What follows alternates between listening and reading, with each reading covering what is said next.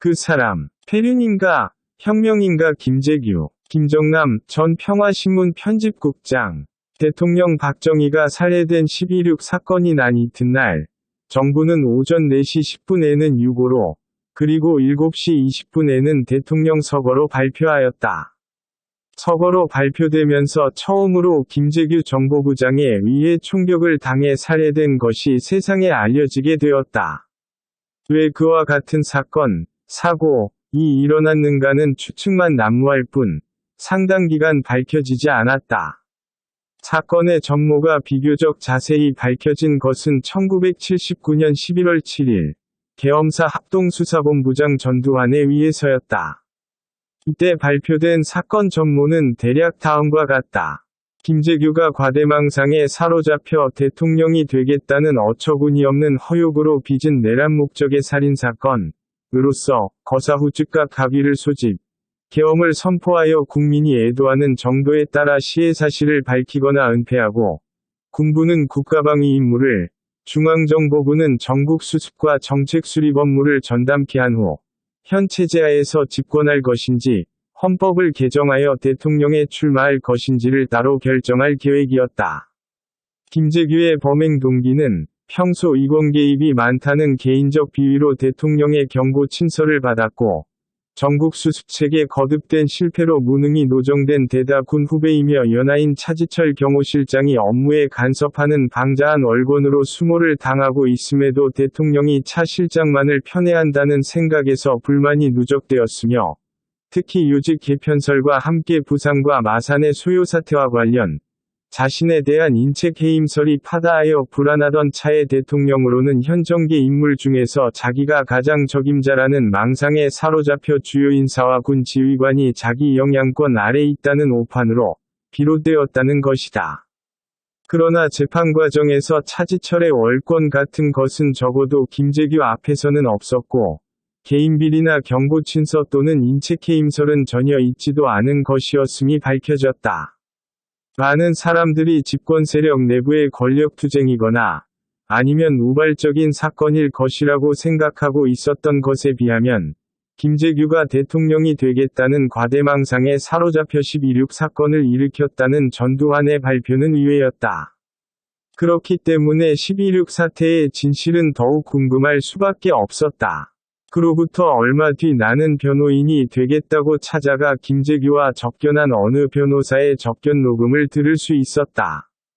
그 녹음은 충격이었다. 그 변호사와 범행 동기, 범행 현장의 실체적 진실을 놓고 대화한 것이었는데 묻는 변호사보다 김재규의 답변이 논리 정연한 것이었다.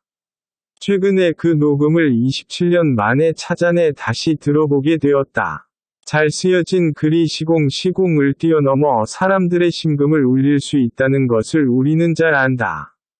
그렇지만 적어도 그때 나는 글이 말의 위력을 뛰어넘지 못한다는 것을 실감했다. 침묵이 금이라고 하지만, 침묵만 가지고는 진실을 밝힐 수 없다. 한 사람의 진실을 전하는 데 있어서는 바로 그 당사자의 말만큼 호소력이 있는 것은 없어 보였다. 녹음에서 흘러나오는 김재규의 말이 바로 진실이라는 것을, 진실일 수밖에 없다는 것을 나는 확신하지 않을 수 없었다. 마찬가지로 법정에서 김재규의 육성을 들었던 사람들이 김재규의 진술이 진실이라는 것을 확신하게 되었으리라 믿는다. 김재규의 민주회복 국민혁명론, 내가 쓴 글에서 12.6 사태를 김재규의 고독한 혁명이라고 했다. 그것은 그 혼자서 한 혁명이라는 뜻과 함께 아무도 그의 혁명을 이해하거나 알아주지 않는 혁명이라는 의미로 썼다. 그러나 그가 혁명가적 의지와 결단으로 12.6 사태를 벌였다는 것을 믿어 의심하지 않는다. 김재규의 거사를 민주화운동으로 인정해 달라는 것과는 또 다른 차원에서 12.6 사태를 적어도 김재규에게 있어서는 혁명이었다고 감히 말하고 싶다. 혁명을 결단하기까지 그는 몇 개의 단계를 거친다. 유신 초기에는 박정희를 감금하여 녹음으로 하야를 요구할 생각도 했고, 건설부 장관 때는 박정희를 죽이고 자기도 자결하는 길을 모색했고, 중정부장 초기에는 설득으로 민주화를 이룰 것을 기대해 보기도 했다. 그의 얘기를 들어보자. 이 나라에 있어서 자유민주주의 혁명은 필연적인 것이고 그것이 바로 12.16 민주국민혁명인 것입니다. 박정희 대통령 각하와 3,700만 국민의 자유민주주의와는 숙명적인 관계에 놓여 있었습니다. 둘 중 어느 하나를 선택할 수밖에 없는 절박한 지경에까지 이르렀던 것입니다. 실제로 정보를 책임졌던 사람으로서 이제는 도리가 없다. 모든 방법이 끊어졌다. 이런 결론에 도달했기 때문에 이 혁명을 결정한 것입니다.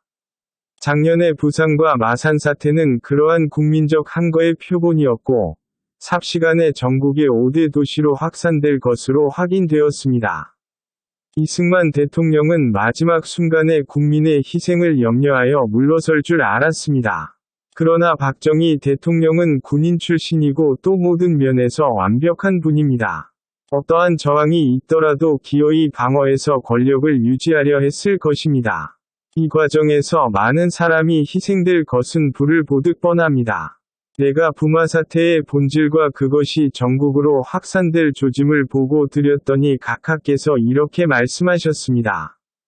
앞으로 만일 서울에서 이런 사태가 발생하면 내가 직접 발포 명령을 하겠다.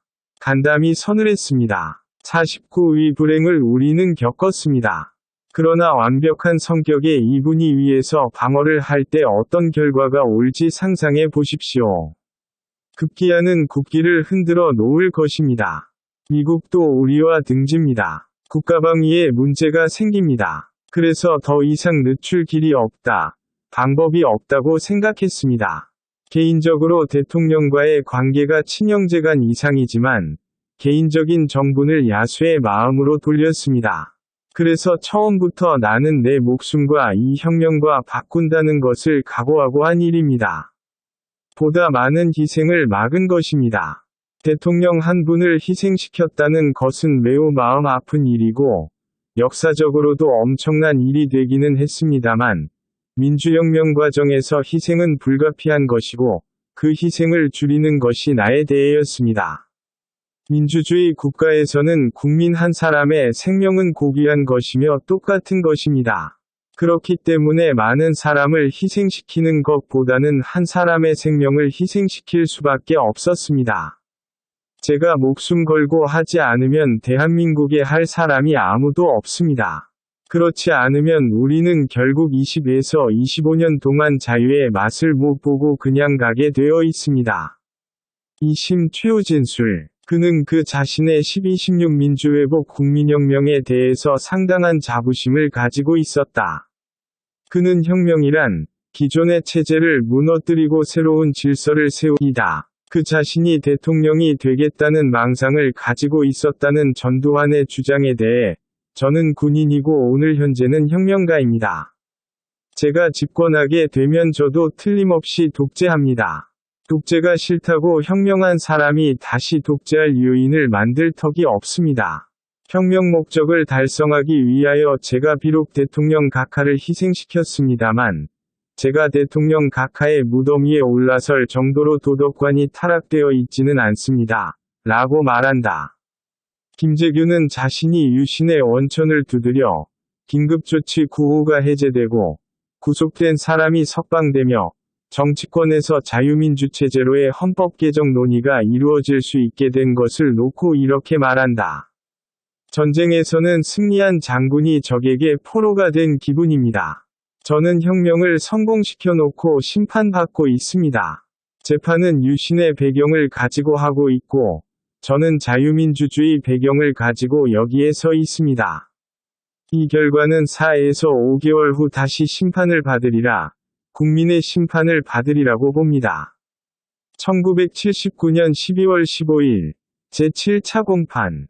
김재규와 전두환. 박정희를 살해한 김재규의 이런 진실을 국민은 알지 못하고 있었다. 전두환 신군부가 그것을 철저히 차단, 봉쇄했기 때문이었다. 국군서울지구병원을 통해 박정희의 서거 사실을 맨 먼저 탐지한 것도 보안사의 전두환이었다. 육봉벙커에서 그리고 국방부에서 이 나라 정부가 우왕좌왕하고 있을 때 전두환은 이미 그의 참모들과 더불어 비상대책회의를 하고 있었다. 12.16 허사 후 바로 이때부터 김재규와 전두환은 숙명적인 관계로 되는 것이다. 김재규의 진실을 보도 통제를 통해서 차단하는 것뿐만이 아니라 합동수사본부라는 막강한 권한을 이용 전두환은 김재규를 음해하기 시작한다. 법정에서 김재규의 범행 동기가 진술되는 12월 8일 계엄사의 이름으로 전두환은 김재규의 파렴치한 사생활 이란 제목의 음해모략을 감행한다. 당시의 신문은 김재규의 공금 10억 횡령, 재직 당식당 2만 평 매입, 5억 비밀예치, 축척 탕진, 억대 주택 구입 등의 제목을 붙여 값비싼 자기류, 고서화가 100여 점에 달하여 진열이 곤란하자 그대로 창고에 방치해둔 상태였고, 주방 냉동실 등에는 각종 고기류가 즐비하게 쌓여 있음에도 신변보호차 평소 한 집에서 근무하는 경비요원들이나 운전수들에게는 먹이지 않고 고기가 남아 썩어서 내다버리면서도 먹다 남은 음식이 남아 어쩌다 이들 요원이 먹는 것을 보면 힐책하는 등 너무나 비인간적인 처사에 주위 사람들의 빈축이 그칠 날이 없었다. 고 보도했다. 참으로 처열한 음해성 인신공격이었던 것이다. 물론 그 모든 내용은 거짓이었다. 조선일보 1979년 12월 11일 자 만물상 도 한몫 거둔다. 그런 자는 재판할 필요조차 없지 않을까. 그는 은혜를 원수로 갚고 신뢰를 배반으로 보답했을 뿐이다. 그 한 가지로서 그는 인간 이하로 떨어진 것이며 개만도 못한 인간이 된 것이다. 왜냐하면 개도 주인은 물지 않는 법이니까. 전두환이 책임자로 있었던 계엄사 합수부는 김재규를 1979년 새벽 연행하자마자 군 작업복으로 갈아입히고 전신을 강목으로 굽타 심지어 EES 전화선을 손가락에 감고 정기고문을 감행한다. 김재규가 여러 차례 졸도했음은 물론이다. 강경변을 앓고 있었기 때문에 지혈이 안 돼 출혈로 온 몸이 시뻘겋게 되었으며 그런 가운데 그들은 재산 포기와 헌납을 강요했다. 뒤에 김재규는 변호인을 통하여 거기 포함된 피아노는 내가 하나밖에 없는 자식인 외동딸에게 오래전에 사준 것이니 나의 모든 재산을 빼앗아도 좋지만 그 피아노만은 제발 환수 조치에서 면하게 해달라 고 눈물로 호소했다고 한다. 그 무렵 나는 김재규의 구명운동에 전념하고 있었는데 12.16 사태 당시 김재규로 하여 총을 쏘는 계기를 마련해줬던 화재의 주인공 김영삼이나 1977년 12월 교도소에서 서울대 병원으로 옮겨놓고 어머니 추운 감방에서 고생하는 한 분을 따뜻한 방으로 옮겨 모셨습니다. 하며 좋아했다는 김대중 등 정치권은 구명운동을 외면했다. 벌써 대권 경쟁에 빠져들었고 그리고 전두환 등의 신군부의 잘못 보이지 않기 위해서였다. 1980년 4월 29일 이제는 명실공히 실력자로 등장한 전두환은 김재규에 대해서 공개적인 기자회견에서 이렇게 말한다. 대법원 심리에서 시간이 걸려오는 5월 중순께나 매듭지어질 것으로 본다. 대법원 심리는 법 적용만 다루는 것이어서 형량의 변동은 없는 것이다. 라고 하여 대법원의 최종 판결이 사형이라는 것을 기정사실화했다. 이어서 그는 김재규의 구명운동에 대해 대단히 유감스러운 일이다. 본인은 구명운동에 극소수 종교인이 관련되어 있다는 것을 알고 우리 사회의 기본적 도덕심의 마비를 보는 것 같아서 마음 아프게 여기는 바이다. 김재규가 한 일이 무엇인가? 아비를 죽인 자식과 다를 바 없는 페류나다. 일신의 영달을 위해 인륜을 짓밟은 페류나를 한때의 정치적 계산으로 의사위사 운운하며 구명운동을 전개한다면 이런 윤리 도덕적 페륜이 우리들 조상 전래의 충효라는 미덕을 여지없이 말살하고 후손들에게 윤리도덕의 부재라는 유산을 남겨줄까 지극히 우려된다. 총리였던 신현학은 1979년 4월 10일자로 보도된 뉴욕타임스와의 회견에서 계엄령은 박 대통령 암살범 김재규에 대한 상고심이 완료되기 전에는 해체할 수 없을 것이라고 하여 김재규를 계엄을 해제하기 전에 사형에 처한다는 전두환 군부의 결의를 내외에 천명한다. 과연 김재규에 대한 형식상의 재판은 5월 20일에 끝났고 그로부터 나흘 뒤 그는 서대문구치소에서 교수형으로 이 세상을 하직했다. 그리고 전두환 군부는 12.12, 57, 58을 거쳐 군부독재 집권의 길을 걷기 시작한다. 김재규가 12.16 민주회복 국민혁명이 실패의 길을 걷는 것과 그것을 이용 전두환 군부의 등장 과정은 궤적을 같이 하는 것이다. 전두환의 집권 과정에 등장하는 국가보위입법회의와 그 안의 상임위원회는 김재규의 군사혁명위원회를 모방한 것은 아니었을까 하는 생각은 나만이 하는 것일까? 국민 여러분, 민주주의를 만끽하십시오. 김재규의 법정 진술에 대하여 안동일 변호사는 이렇게 말한다. 차분하고 겸손하면서도 무척 당당. 모든 진술에 있어 한 치의 빈틈도 없이 논리적이고 장래를 압도하는 힘이 있었다. 부당한 신문을 받아도 자세 하나 흐트리지 않고 용어 하나하나에 신경을 쓰면서 준비된 설교처럼 대응하였다. 범행동기 등 그의 입에서 쏟아지는 말들은 그 어느 것이나 우리를 경악시키기에 충분했다. 실제로 법정 진술에서는 물론 변호인 접견에서조차 대통령 각하께서는 하셨다 고 하는 등 박정희에 대한 극도의 존칭과 예의를 다하고 있었다. 한 달에 10번씩이나 벌어지는 대형과 소연, 200명 가까이 불러들인 유명 연예인의 얘기를 못하도록 그는 법정에서 박선호의 입을 한사코 막았다. 자신은 대위를 위하여 그를 희생시킬 수밖에 없었지만 박정희의 인간적, 인격적 파탄이 세상에 알려져 그가 폄하되는 것을 결코 원치 않았다. 그런 그가 항소위 유보충서에서 박근혜 문제를 제기한 것은 이례적인 일이다. 구국여성봉사단이라는 단체는 총재의 최태민, 명예총재의 박근혜 양이었는 바, 이 단체가 얼마나 많은 부정을 저질러왔고, 따라서 국민 특히 여성단체들의 원성의 대상이 되어왔는지는 잘 알려져 있지 아니합니다. 그럼에도 불구하고 큰 영예가 관여하고 있다는 한 가지 이유 때문에 아무도 문제 삼는 사람이 없었고, 심지어 민정수석 박승규 비서관조차도 말도 못 꺼내고 중정부장인 본인에게 호소할 정도였습니다. 본인은 중정에 당시 안전국장을 시켜 자세한 조사를 시킨 뒤, 그 결과를 대통령에게 보고하였던 것이나, 박 대통령은 그네 양의 말과 다른 이 보고를 믿지 않고, 직접 친구까지 시행하였고, 그 결과 최태민의 부정행위를 더 정확하게 파악하였으면서도, 그네 양을 그 단체에서 손떼게 하기는커녕 오히려 그네 양을 총재로 하고, 최태민을 명예총재로 올려놓아 결과적으로 계약을 시킨 일이 있습니다. 김재규가 자유민주주의를 20에서 25년 앞당겼다고 말하는 것은 박정희는 자연수명이 닿을 때까지 결코 정권을 내놓을 사람이 아니라는 얘기다. 박정희가 국민의 저항과 희생 끝에 물러났다면 어떻게 되었을까? 오늘날 박정희에 대한 향수가 되살아나고 그가 마치 아주 영명했던 지도자처럼 인구에 회자되는 것이 가능했을까? 필경 가장 영악한 독재자로 역사에 기록되고 또 기억될 것이다. 오늘날 박정희의 부활을 역설적으로 김재규의 덕일지도 모른다. 박정희의 딸 박근혜가 정계에서 오늘날 뜨는 것도 그쯤에서 김재규의 혁명으로 그때 죽었기 때문에 비로소 가능한 일이 되었지 않나 싶은 것이다. 김재규는 2심 최후 진술에서 나를 제거하려면 그 책임을 이 정부가 지지 말고 나로 하여금 자결케 하라. 유서를 써놓고 떳떳이 명예롭게 가게 해달라.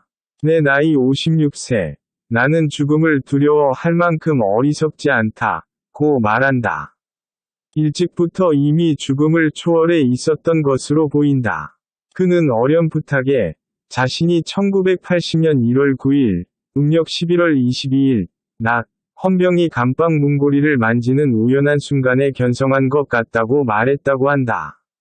그래서인지 죽을 때까지 그의 얼굴은 온화하고 또 평화스러웠다. 그는 그가 5월 24일 죽을 것을 예감하고 있었다.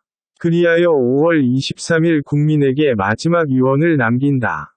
이 사건으로 나는 1심에서 3심까지 재판을 받았지만 또 한 차례의 재판이 남아 있습니다. 그것은 하늘이 하는 심판입니다. 하늘의 심판인 역사의 사심에서는 나는 이미 승리자입니다. 나는 기쁘게 갑니다. 국민 여러분, 자유민주주의를 꽃 피우고 편안히 사십시오. 국민 여러분, 자유민주주의를 만끽하십시오. 5월 24일 사형장에서는 나는 국민을 위해 할 일은 하고 갑니다. 나의 부하들은 아무런 죄가 없습니다. 두 마디, 이 세상에서의 마지막 말을 남겼다.